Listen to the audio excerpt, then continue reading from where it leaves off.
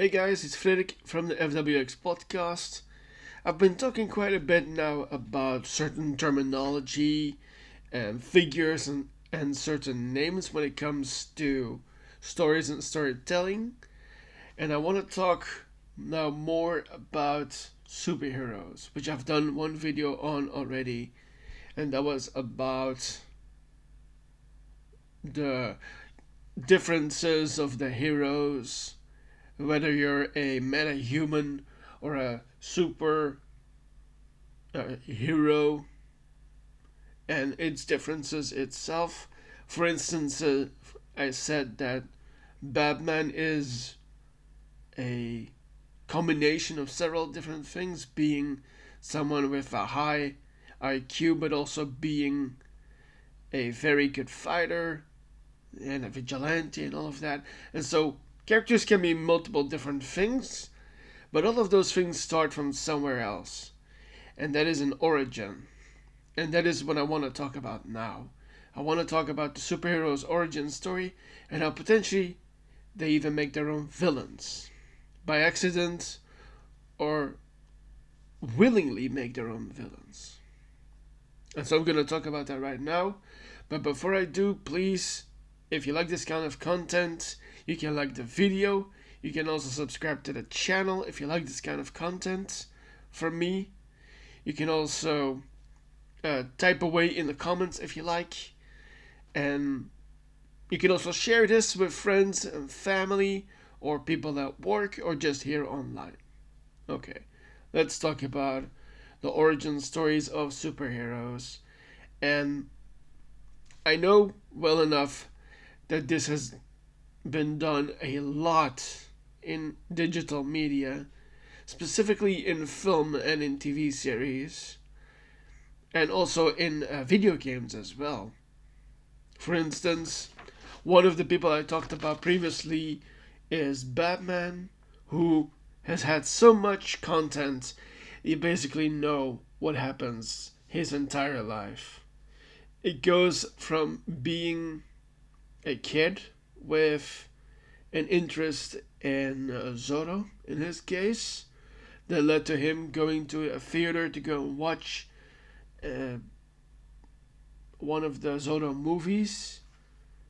And I'm gonna bring up a personal thing here for me. As a kid, I was also obsessed with Zorro. I saw the original series with Guy Williams with my grandpa at the time, and I thought that was a very interesting character and a very good series as well. And so, for Batman to be a fan of Zorro himself happened to start his crime fighting career, because that led to him at a scary moment during seeing that film in the theaters, led to him going into that alley, seeing his parents get shot, get traumatized by it, and from that moment on learning how to become a man, a fighter, and a crime fighting busting machine. And that is pretty much what his origin is for Batman. And in some instances there are differences. For instance, I talked in the last video about variants and other timelines as well. And in a different version of this origin story, it's not Bruce Wayne that ends up being Batman. It's his father, Thomas Wayne. And this is from the Earth 2 works of Batman that there are, in which Thomas Wayne becomes a gun-toting Batman. And that's pretty much all I know about that version of Batman, because we haven't seen him all that much, that version. But it would be an interesting version to see nonetheless, of course.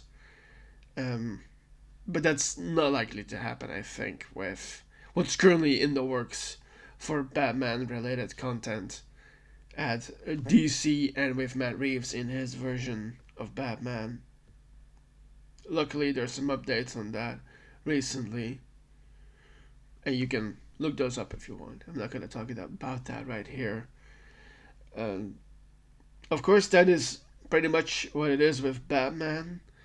I think the main thing about him and his origin is also that it takes some time for him to really get into his own, and also developing another huge part of his life, especially later in life, and that is the Bat family. Because at first it's mainly him and Alfred Pennyworth, his butler. That is pretty much it. And I mentioned in the last video the show that I watched that is pretty much the origin of this, and that is Gotham, which I really enjoyed. And it basically tells a story of how a young Bruce Wayne becomes Batman in the long haul, but it also captures the very origins of all the villains in Batman's villain repertoire. And there are many, many villains of Batman. Of course, the most well known of those are the ones you've seen the most, like uh, the Riddler and Scarface. No, I'm saying the wrong word. Scarecrow, I meant.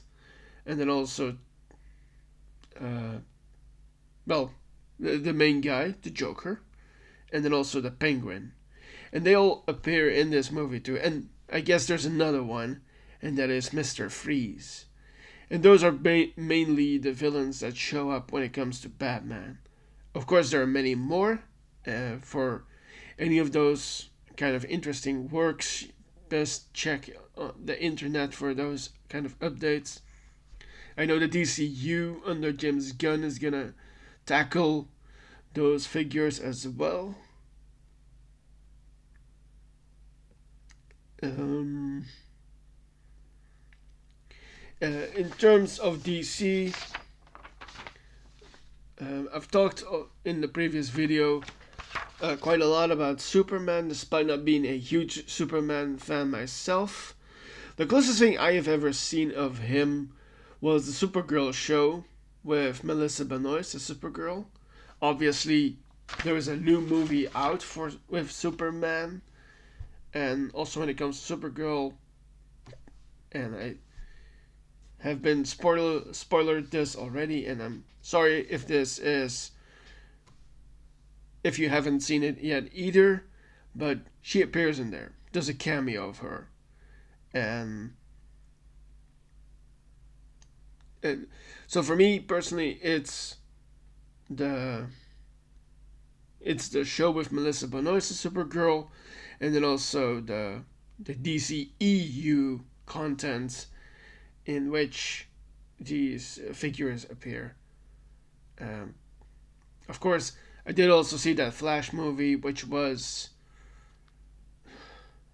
well, a lot of people crap on that movie. I know, um, because it didn't do all that well at the box office. Plus, there's a lot of CGI in this as well. Um, but I would attribute this to especially the corporate side of things.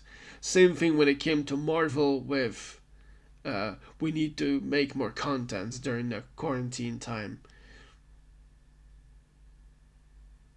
And I'm trying to think of other Superman girl. Of course, Supergirl show was part of the Arrowverse.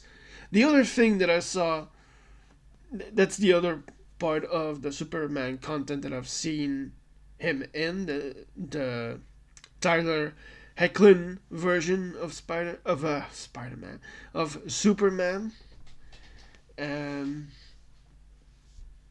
which was as far as I know, especially the all the crisis moments basically, that he appeared in, because he hasn't appeared in all of those. Um, but of course, that leads us to talk about Superman's origin. I practically said that in the previous video that technically Superman, Clark Kent, is an alien coming from the planet Krypton, which exploded. Uh, I don't exactly know the year or the time that it happened, but he was shot off in a shuttle from this planet as a baby and was found on Earth in Kansas by the Kent family. Um, Martha and John Kent. I was trying to think of their names. Of course, there's that famous Martha moment from the BVS movie, Batman vs. Superman, with that cringy Martha moment, of course. Um, of course, when you think about it, it's basically like the immigrant story. In a fictionalized version, of course. Because Superman very much is a literal alien, being from another planet, and becoming extra powerful.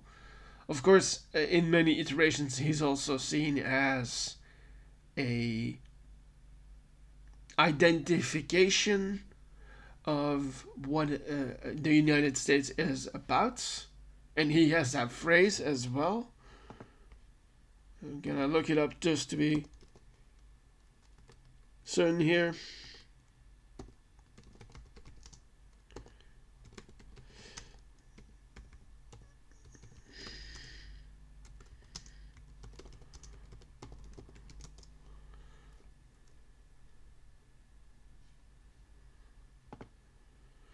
Truth, justice, and the American way. It's a catchphrase that he uses. I didn't fully know that because I'm not a huge Superman fan, like I said. So I had to look it up. That's why. And but yeah, he very much resembles what America wants to be in a fictional version, of course. I know pretty much for a fact that it wants to do that in real life as well. As someone who also takes in a lot of liberal political news, and that might be something I might do in the future, besides this podcast and pop music talk. But that's for a different video, of course. And but yeah, basically, Superman is about stand up for your ideals, be a good person, and just make every day the best day you can for truth, justice, and the American way. There, I used the damn phrase.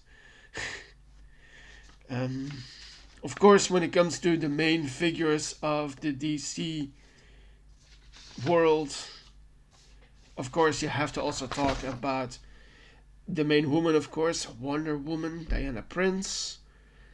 And also, I did mention the DCEU, there's the origin movie of her, from being the product of the Amazonian leader, Hippolyta, and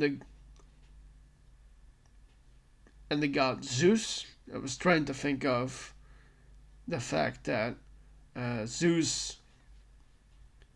There's a specific term in Dutch. Looking it up. You know what? I'll just mention it. So we use a word called oppergod, meaning the god above the other gods.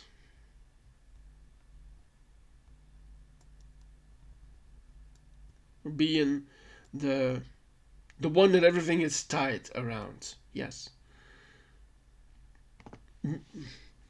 And so Greek mythology, like I've mentioned in the other video, is very much a large component when it comes to her origin story, and especially when you see that in those, especially in that first movie with Gal Gadot as Wonder Woman.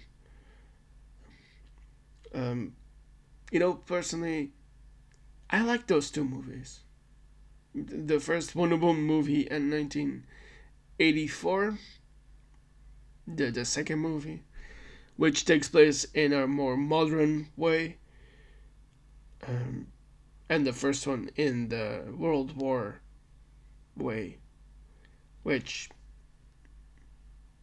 well, another personal thing about me, I'm not a huge World War movie fan. Despite there being some very, very good movies of about World War. For instance, the 1917 movie, which is extraordinary. Yes, but when it comes to Diana Prince, of course, being a demigod or something, in some kind, is practically her origin story. Of course, one of the attributes that you don't see in this picture over here that is in that first movie is, of course, that special sword that she uses, which allows her to cut through gods, I believe. Gonna look it up just to be sure.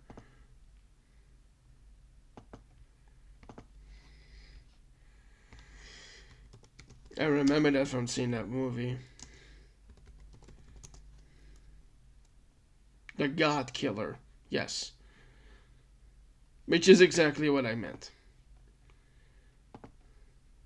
And in that first movie, she uses it to defeat Ares, the god of war. Like I've said in another video, I'm a huge fan of the more sword-based historical movies. I wish there were more. I'm probably gonna do a video about that in the future. Maybe even a top 10 best sword fights in media, recent media. Speaking of a little Easter egg, one of the figures that we see in that second movie of hers is Maxwell Lord, who also has a role in the new Superman movie. He's played in that second Wonder Woman movie with someone we see a lot of these days, Pedro Pascal, and he appeared last year in, of course, the second Gladiator movie, which, in my personal opinion, was also a fine movie. And I wanted to tie that in here because we see a lot of him, and it's fun to talk about him because he's such an icon. Yes. So I feel that's enough about DC. Maybe one last thing though. I mentioned in the last video the word metahuman, and the fourth most well-known member of the Justice League in DC most likely is the Flash, and his origin is basically becoming a metahuman, as we see in my case in the most recent Flash show from the Arrowverse. He gets struck by lightning, causing him to become the Flash. And that is also one of those things I have to mention here that happens quite a lot when it comes to origin stories, is that if it's not something from your past or being from somewhere else or being born to someone, it's likely an accident that will cause you to become someone. And that is exactly what happens with Barry Allen, is that he gets struck by lightning. And I just had the thought that likely lightning caught from the Speed Force in his case. Not just, in fact, in that show, in The Flash of Grant Gustin, there's that moment where Barry travels to Starling City and he has that talk with Oliver, and Oliver basically says, I think that bolt didn't just strike you, it chose you. Yeah, that's not verbatim, by the way. And that makes a lot of sense in my head, is that you are meant to be a hero. Because you are a good person, you want to do right by people. And that's also the purpose of the Flash, basically. Like, be a source of good and give hope to people. Well, since I mentioned him already, uh, Green Arrow. Another interesting character when it comes to uh, the DC universe, um, especially now more well known because of the Arrow show and the Arrowverse, of course, and potentially maybe even a project when it comes to the DCU with James Gunn. I I have seen personally all seasons of Arrow. I really enjoyed it. Of course, there's stuff to nitpick about, of course, and there's some dips with moments, of course, in between the seasons. But nonetheless, another interesting origin story with a lot of interesting stuff to come from. Also, in the show, like I said, sometimes the hero accidentally creates the villain. Same thing with Oliver Queen in this case, portrayed by Stephen Amell, of course, uh, who gets stuck on an island as a billionaire playboy, son of a tycoon, and discovers an island, in this case called Lian Yu, which is in the South Chinese Sea, if I'm not mistaken. And there he learns of a plot on the island, and that includes Manu Bennett's version of Deathstroke, aka Slade Wilson. I know you're supposed to say it the other way, but it works either way.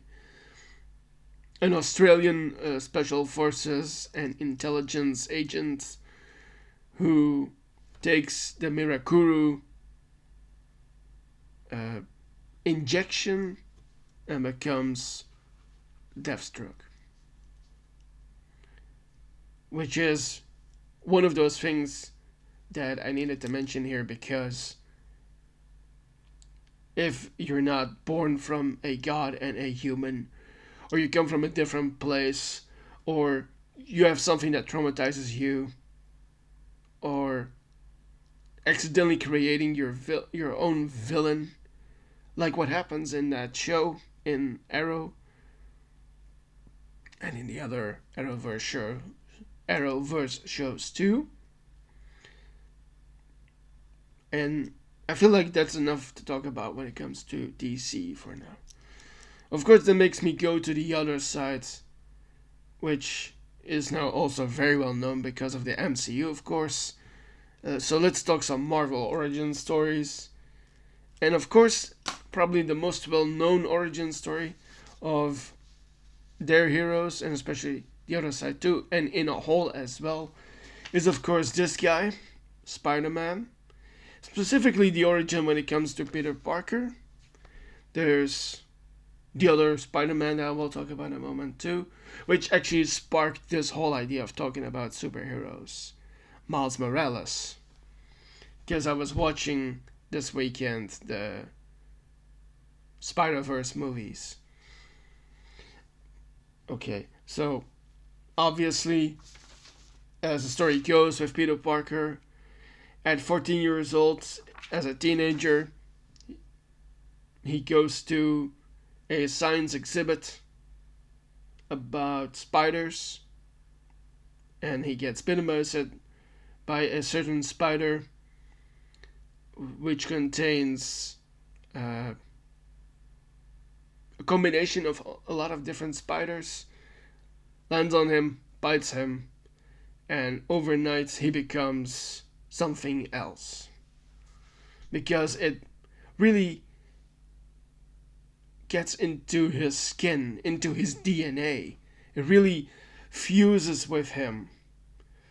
And there's some differences, of course, when it comes to that story. For instance, the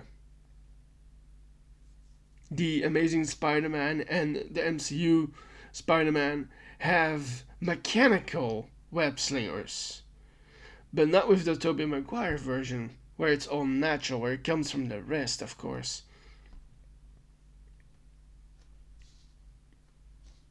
And of course, when you think too deep about that, there's some troublesome stuff, of course. But that's basically, well, I haven't mentioned the villain part here is that not only does he get those powers and eventually make a suit and go after villains and criminals, he accidentally causes one of his own allies to die, Uncle Ben. I mean, it's silly to point out the spoiler alert here, but if you really don't know this, I don't know what you're here doing here. Because it's by far, I think, the most well-known origin story, because it's been done so many times. When it comes to the MCU, we haven't seen that, which is a breath of fresh air, of course. But since I was also talking about the Spider-Verse,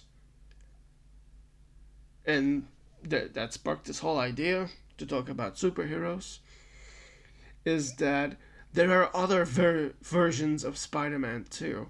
Like I mentioned, Miles Morales, who kind of a similar situation, but with one major difference. The spider that bit Miles, especially in the Spider-Verse movies, came from a different universe, which leads to him being a sort of anomaly.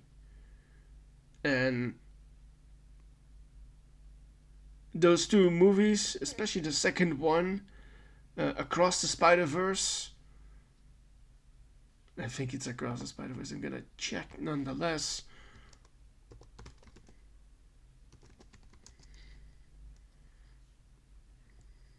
Yes, Across the Spider-Verse, which came out in 2023,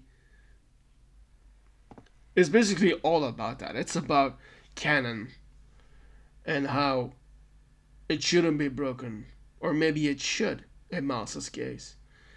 And like I said before, Peter Parker will always be my favorite, but in terms of being cooler, it's Miles for me. And that might be a hot take to many of you, but one thing I have to mention here. I've mentioned all the previous movies. Obviously, Spider-Man also comes from the comics originally. But one of the interesting things that I've seen a lot of interesting Spider-Man stuff is the video games, especially those two PlayStation versions, which has also an incredible story. And you have the two mainline games, and then that spin-off with Miles, which tells their story in a bit different way. I really like those. I've seen. Well, I used to be a gamer, but I don't have never had a PlayStation, so I went online to check that story out a whole while back. And sometimes I put it on, but I'm writing. By the way, another little personal thing about me, besides being a podcaster and having my in the week work, I also write a lot, and I like developing different versions of Spider-Mans.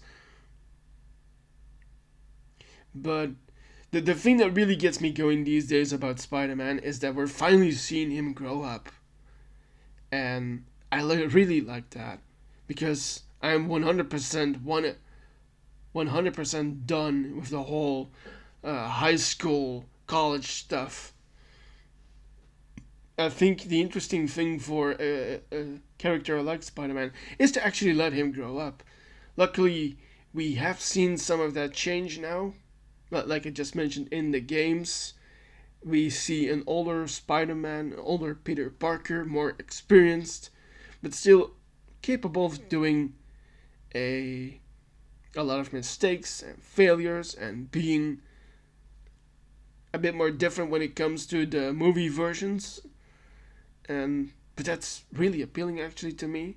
Like I also mentioned about the Spider Verse before in that video, in that previous video, is that there's a character named Peter B. Parker from another universe uh,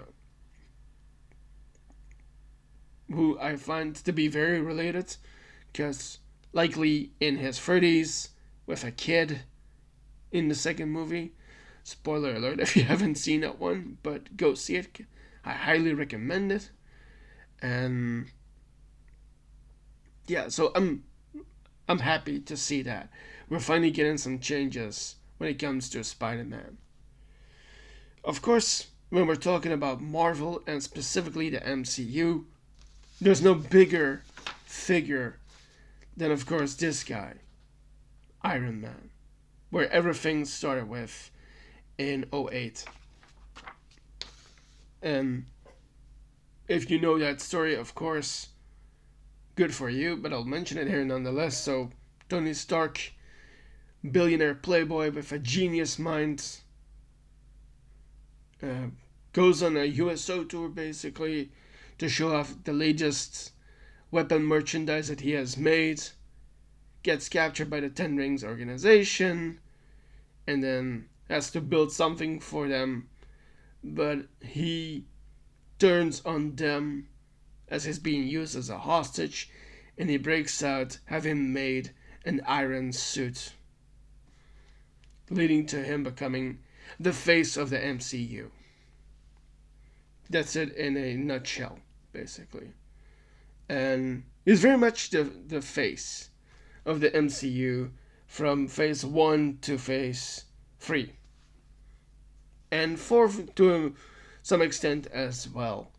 Because, to bring it back to Spider-Man for a moment, in the MCU, is pretty much seen as a Iron Man Jr., which has brought up some interesting new criticism online. I've seen that people are basically done with the fact of Spider-Man being like always having to need a mentor figure, basically. And but then, of course, we have the news from last year at Comic-Con is that we're gonna see this guy change into a kind of different version. Of course, when you look at this artwork, I picked this off the internet, of course, is that we're gonna see a more green version of that. We're gonna see Doctor Doom for the first time, really well done, I think. I mean, Marvel can't afford themselves to fuck that up, of course. Because then they're really, really deep in the shit when it comes to getting their universe forward. And so I'm pretty excited myself about the way Marvel is going these days, especially with the MCU and the Spider-Verse movies as well. Although it does get a couple of... It's been delayed a couple of times, the MCU movies and the Spider-Verse, the next movie too, which is a shame, but well, that means they got more time to tweak and fix it. When it comes to the MCU, we also have to talk about the other one I got here right now, and that is Black Widow, whose arc is basically full in the MCU. We've seen her rise and die again. Spoiler alert for those who don't know. Her arc is finished. well, the initial version, Natalia Romanoff.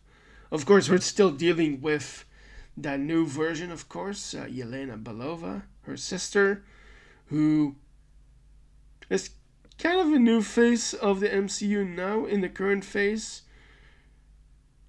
Um, I still have to see the latest of the MCU. I haven't seen Fantastic Four yet, so that's on me. But it's interesting nonetheless. I was talking earlier about heroes accidentally creating their own villains. Of course, when it comes to the MCU, that also happens. Especially with Tony, with Iron Man. Because, well, as you know, in the second Avengers movie, they have to deal with Ultron, which is a synthozoid AI with the capacity to build many, many more of him. And of course, I have to mention here, with the future of Marvel and the MCU, likely going to see that guy again in the Vision Quest show. As far as I know from the reports that have been out, is that we're gonna see an accumulation of past AIs coming together in some way with that story going forward. Maybe they will also include some kind of cameo or a link towards the Armor Wars project that has been suspended in hell, development hell, for such a long time. I don't know anymore if they're gonna do it or not. If they're gonna do it or not. I'm hoping they do, because they could rectify a lot of stuff that way. I think of. I mean, I don't usually talk all that much about where I rate superhero stuff, but of course, one of the absolute lowest for me is the Secret Invasion TV show, which I did fully watch and regret, unfortunately, because it was not that good. But I think through Armor Wars and through Vision Quest, they could rectify that shit, though. Because, well, Rhodey. I'm trying to think of his full name here for a moment. So, a War Machine, played by Don Cheadle. Talk about. Nice to see how it goes full circle here. So, Rhodey, kind of like Tony, needs a suit to support himself. I've talked about Civil War on the podcast before. He has a support suit, a literal exoskeleton, the way it will be used in real life as a support system for those who are incapable of doing certain things underneath his larger armor, because he needs those things to walk, because he had become paralyzed from the waist down. And which is also a tiny thing that we see in that Secret Invasion show, which really could have been done a lot better. But I think you could absolutely rectify all of that if they did a connection with Vision Quest and Armor Wars, and also with the other recent movies from Marvel, the Thunderbolts, and A Brave New World as well. Maybe, crazy idea here, maybe in the next installment that we see Rhodey in, he might get an adamantium suit. That might be nice for him. Yeah, like I said, they need to rectify some shit when it comes to Marvel and MCU especially. And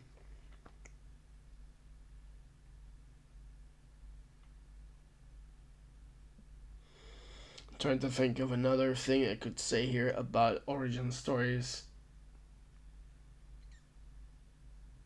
talked about the most well-known stories, of course, when it comes to the origins of these heroes. I've talked about a couple of villains.